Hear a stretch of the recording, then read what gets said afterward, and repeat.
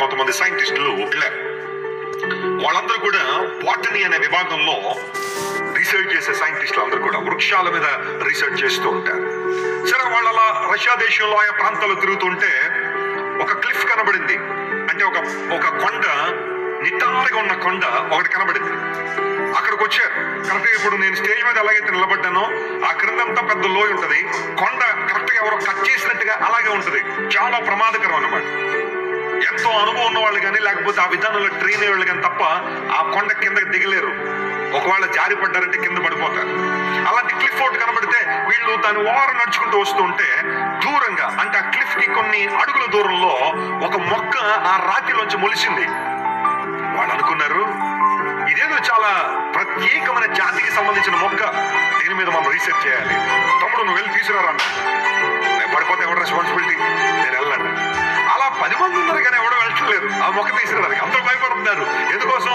ఆ మొక్క మీద ఏదో రీసెర్చ్ తర్వాత వేసే, కానీ మేము పడ్డామంటే మా పిల్లలు ఏమైపోతారు, అనాథలు అయిపోతారు, మా వల్ల కాదని చెప్పి అందరూ తర్జన భజన పడతారు. ఎవరు తెస్తారని. ఈ లోపల కుర్రాడు నడిచొస్తున్నాడు. అలా వాడిని పిలిచారు, రే బాబు అక్కడ మొక్క ఉంది, మేము పట్టుకుంటాం, అందరం ఒక తాడు ఉంది మా దగ్గర, నువ్వు ఆ తాడు కొనబట్టుకో, మేమందరం పైన ఇక్కడ పట్టుకుంటాం, నువ్వు వెళ్ళి మొక్కను తీసుకురా అన్నాడు. నేను తేను అన్నాడు.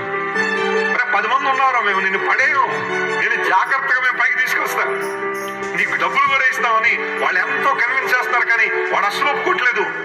వాడు అక్కడ నుంచి వెళ్తాడంటే వెళ్ళలేదు, అక్కడే ఉంటున్నాడు కానీ ఒప్పుకోవట్లేదు.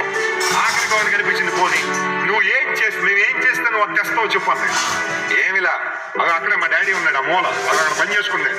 మా డాడీ వచ్చి కనుక తాడు పట్టుకుంటే నేను తీసుకొస్తాను అన్నాడు. అవునా, పిలవండి రా వాళ్ళ నాన్నంటే గమ్మ వెళ్ళి వాళ్ళ నాన్న పిలిచి వచ్చారు. ఆయన సన్నగా బొక్కగా గాలి ఎంత ఎగిరిపోయేలాగా ఉన్నాడు. ఆయన 120 కిలోమీటర్లో గనక గాలి వస్తే 160 కిలోమీటర్లు ఎగిరిపోయేలాగా ఉన్నాడు. అలాంటి వాడు వచ్చాడు. వచ్చేలాగానే అంటున్నాడు, డాడీ ఇగో వీళ్ళేదో మొక్క కావాలంటున్నారు, తాడు పట్టుకోడానికి నేను కిందకి తీసుకొస్తాను అన్నాడు. వెంటనే ఆ పక్క డాడీ పట్టుకున్నాడు తాడు గట్టిగా. పట్టుకోగానే నేను వెళ్ళిపోయాడు కిందకి. వెళ్ళిపోయి మొక్క దూరం బయటకు వచ్చాడు. చాలా ధైర్యంతో ఉన్నాడు. వీళ్ళకి ఏం అర్థం కావట్లా, అసలు మా పర్సనాలిటీలు ఎలాగ ఉన్నాయి, మా స్థితిగతులు ఎలా ఉన్నాయి, 10 మంది పట్టుకుంటారు అన్న కూడా వెళ్ళినోడు ఆ డాడీ పట్టుకుంటే వెళ్ళిపోయాడు ఏంట్రా అని చెప్పి దగ్గరికి పిలిచాడు. ఏంట్రా నీ డాడీ చూడడానికి చాలా పక్కగా ఉన్నాడు, బలహీనంగా ఉన్నాడు, అతడు తాడు వెళ్ళిపోయాడంటే నాకు మీ ఎవరి మీద లేని కాన్ఫిడెన్స్ మా డాడీ మీద ఉందన్నాడు. దేవుడు నా స్తోత్రం కలగాక. మీ ఎవరి మీద లేని కాన్ఫిడెన్స్ ఎవరి మీద ఉంది? మా డాడీ మీద ఉంది. ఆయన చూడడానికి చిన్నగా ఉండొచ్చేమో గానీ ఆయన మాత్రం నన్ను ఎప్పుడు ఏం చేయడు, ఆయన వదిలిపెట్టడం. ఒకవేళ ఏదైనా చిన్న జర్క్ వచ్చి చిన్న ప్రమాదం వస్తే మీరు ఎంతమంది పట్టుకుంటారు నాకైతే తెలియదు, కానీ మా డాడీ మాత్రం నాతో పాటు ఆయన కూడా దూకెత్తాడేమో గానీ ఆయన మాత్రం నన్ను ఏం చేయడు, విడిచిపెట్టాడు. That's the confidence. ఒక కుమారుడికి తన తండ్రి మీద ఉన్న కాన్ఫిడెన్స్ అదైతే, ఇప్పుడు నేను చెబుతున్నాను, మన పరలోక తండ్రి రష్యా దేశంలో ఉన్న బక్క డాడీ లాంటి కాదు, ఆయన బలిష్ఠుడైన దేవుడు. గట్టిగా చెప్పలు కూడా దేవుడు భయపరచండి. He is the one who created heavens and earth. సర్వ ప్రపంచాన్ని కలుగు చేసిన దేవుడు ఆయన. సర్వము సృజించిన వాడు, తన మాటతో సమస్తాన్ని కలుగు చేసిన దేవుడు, ఉన్నతమైన దేవుడు, మన కోసం ప్రాణం పెట్టిన దేవుడు. ఎట్టి పరిస్థితులను ఆయన మనల్ని ఏం చేయడు, విడిచిపెట్టేవాడు కాదు. నమ్ము ప్రియ దేవుని బిడ్డ, దావీదు సంతానంలో పుట్టాడు అంటే వాగ్దానం నిలబెట్టుకుంటాడు. రెండవది, మృత్యుంజయుడు అనగా అపారమైన శక్తి సంపన్నత కలిగిన వాడు.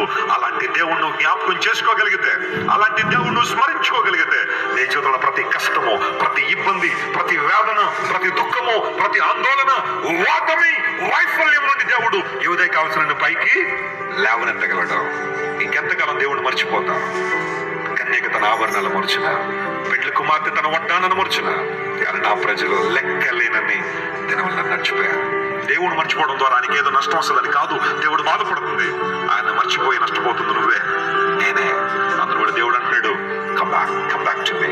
నా సువార్త ప్రకారం దావీదు సంతానంలో పుట్టి మరణాన్ని జయించి తిరిగి లేచిన యేసయ్యని జ్ఞాపకం చేసుకోండి. ఎప్పుడు ఆయన మన మధ్యలో, మన ఆలోచనలో, మన తలంపులో ఎప్పుడు మన ప్రభు ఉంటే మన ఉన్నతమైన స్థితిని నడిపిస్తాడు. అద్భుతాలు జరుగుతాయి.